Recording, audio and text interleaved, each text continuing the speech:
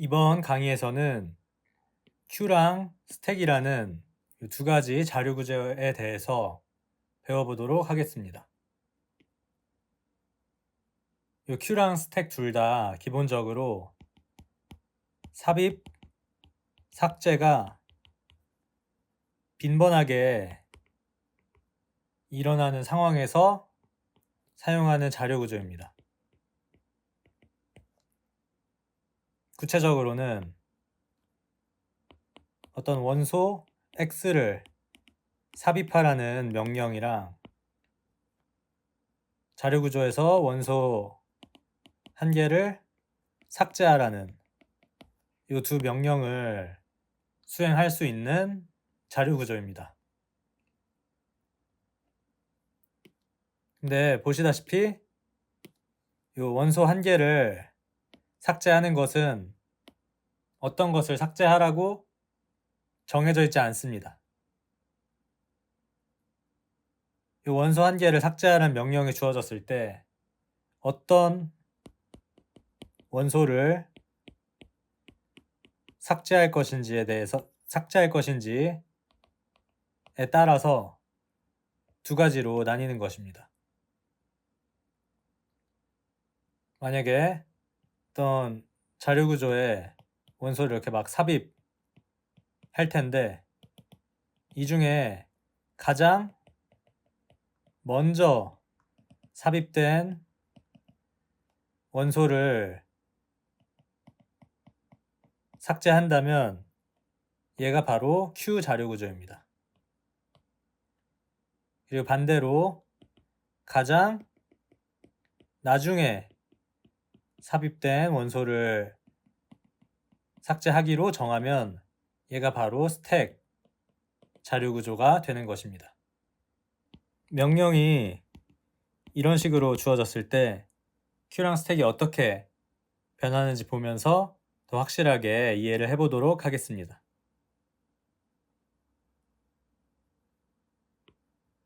대충 이렇게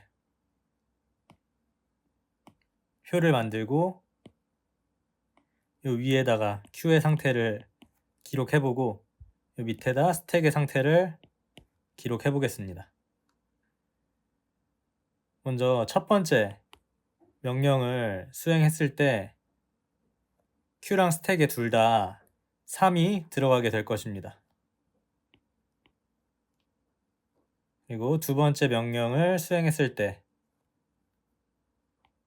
둘 다 2가 추가되게 돼서 둘 다 3과 2가 들어있는 자료 구조가 될 것입니다. 그리고 세 번째 명령을 수행했을 때도 둘이 차이가 없이 둘 다 7이라는 원소가 추가돼서 3, 2, 7이 들어있는 상태가 될 것입니다. 근데 이제 네 번째 명령부터 조금 달라지는데요.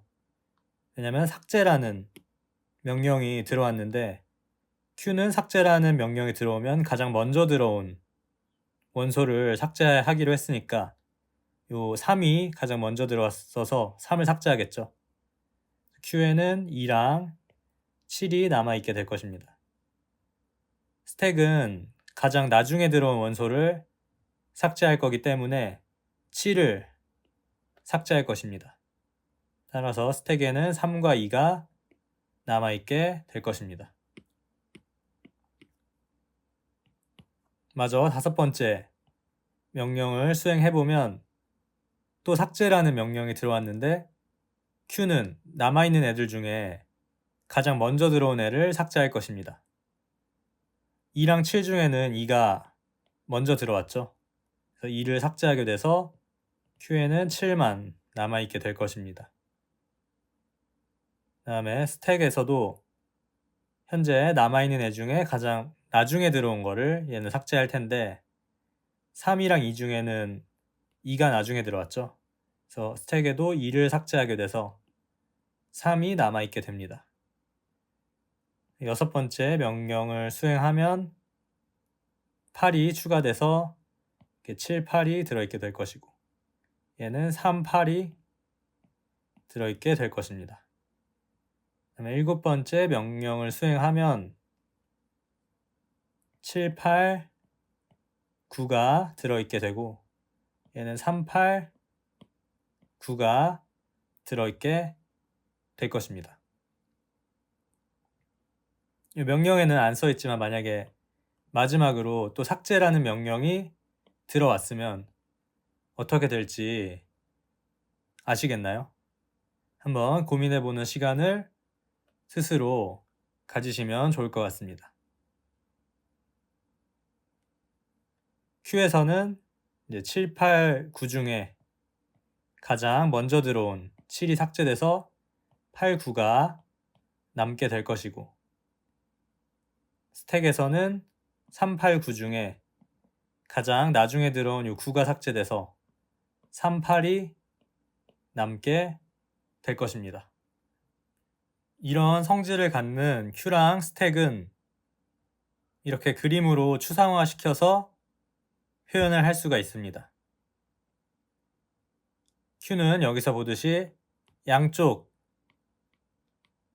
끝이 뚫린 원통으로 표현을 할 수가 있고 스택은 한쪽 끝이 막힌 원통으로 생각을 할 수가 있습니다.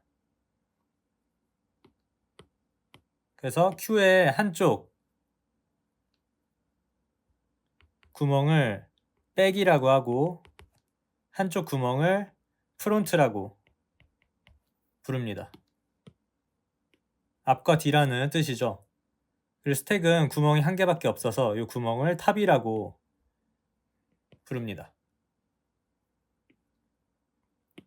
삽입 삭제가 일어날 때 Q랑 스택은 어떻게 해주냐면 Q는 삽입할 때는 백으로 원소를 넣고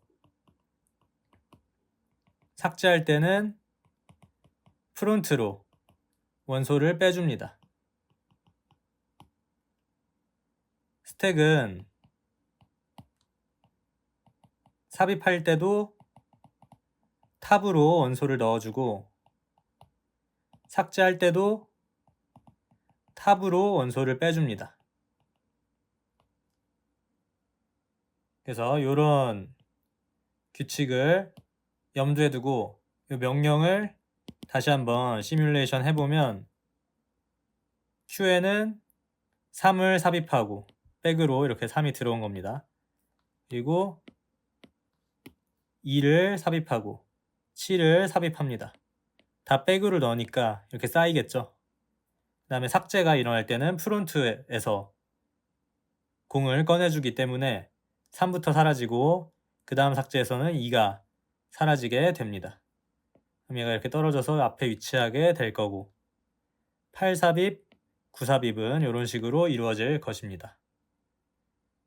이걸 스택에서 한번 해보면 얘는 3, 2, 7이 이렇게 탑으로 들어와서 쌓이게 될 겁니다.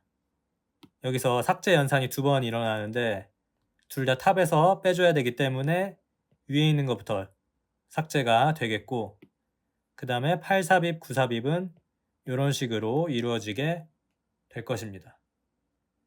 그래서 만약에 마지막에 삭제 연산이 하나 더 있었다고 하면은 얘는 7이 삭제되는 거고 스택에서는 9가 삭제가 되는 것입니다. 파이썬 코드로는 아래와 같이 구현할 수 있습니다. Q 같은 경우는 이렇게 collections라는 모듈에 dequ를 임포트 해주면 됩니다.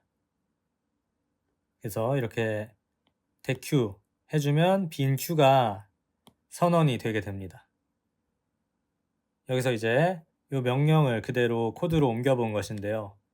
삽입은 append라는 메서드를 사용해서 구현을 할 수 있습니다. 그래서 append에다가 삽입하고자 하는 원소를 넣어주면은 Q에 그 원소가 들어간 효과를 갖게 됩니다. 그래서 3, 2, 7을 순서대로 삽입한 로직이고요. 그 다음에 삭제는 팜레프트를 통해서 삭제를 할 수가 있습니다. 팜레프트를 하면 Q에 가장 먼저 들어왔던 원소가 삭제가 되게 됩니다. 그래서 팝레프트를 통해서 삭제를 한 모습을 볼 수 있고, 그 이후에는 어펜드를 통해 파일 9를 더 추가한 로직입니다. 그래서 Q를 출력한 결과를 보면은 저희가 앞서 손으로 했던 결과랑 같게 나오는 것을 확인하실 수 있습니다. 그리고 스택 같은 경우에는 저희가 평소에 쓰는 리스트를 통해서 구현해 줄 수 있습니다. 그냥 빈 리스트를 선언하면은 빈 스택이 선언됩니다. 그래서 이 리스트에다가 어펜드를 하면은 삽입하는 효과를 가질 수 있습니다. 어펜드를 하면은 이 리스트에다가 뒤에 원소가 추가되게 되죠. 그래서 리스트에 추가를 해주고 있는 것입니다. 그 다음에 삭제는 이 pop-1이라는 메소드를 써서 구현할 수 있습니다.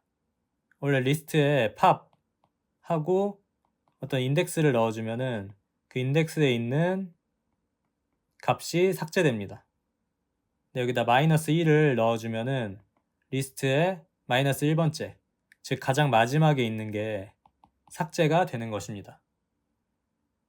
리스트에 이 뒤에다가 원소를 추가해 나가다가 삭제 연산이 일어날 땐 뒤에서부터 빼는 그런 것을 구현한 모습을 볼 수 있습니다. 따라서 삭제 연산을 2번 해주고 파일 9를 삽입한 코드입니다.